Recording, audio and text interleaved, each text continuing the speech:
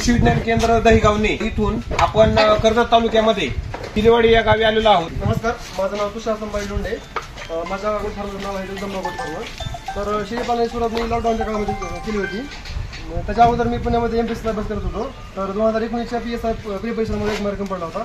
पण नंतर लॉकडाऊनचा कालखंड 2.5 वर्ष त्यात गेले। मग काहीतरी प्लॅन बी असा म्हणून मी शेळीपालन सुरू केलं त्या टायमिंगला। पण शेळीपालनाची आवड एवढी लागली की बाकीचं सगळं सोडून मी फक्त शेळीपालन सुरू केलं।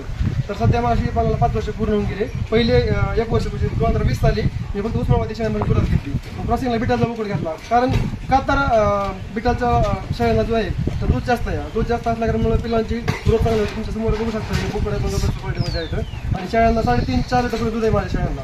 त्या कारण पिलांची ग्रोथ चांगली होती म्हणून बिटाचं ब्रीड निवडली मी।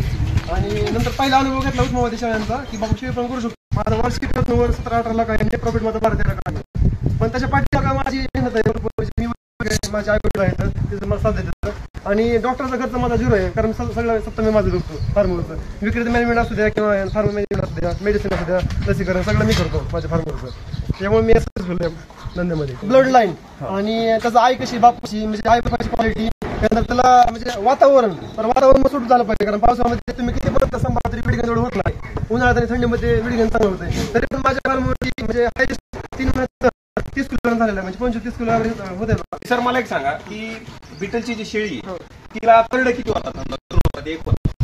आता मी बिटलमध्ये उतरले पूर्ण 4 वर्ष झालं। तर माझ्या फार्मवरती आजपर्यंत पहिल्या एका शेळीला 1 किलो झालं, बाकीच्या फक्त भ्रम आहे की बिटाची 2 किलो होत नव्हतं। माझ्या फार्मवरती 98% 2 किलो होत होतं। फक्त ते 2% जे आहेत आपण 3 होतं किंवा 1 होतं या असं। पण 1 किलो होतं माझ्या फार्मवरती, कारण माझं मॅनेजमेंट चांगलं आहे आणि माझ्या शेळ्यांची ब्रीड पण चांगली आहे, त्याची ब्लड लाईन स्ट्रॉंग आहे। मार्केटमध्ये कसं मला बिटाचं पिल्लू साधारणपणे 3 महिन्याचं पिल्लू तुम्हाला 15,000 पण भेटतं, 1.5 लाखाला विकता या।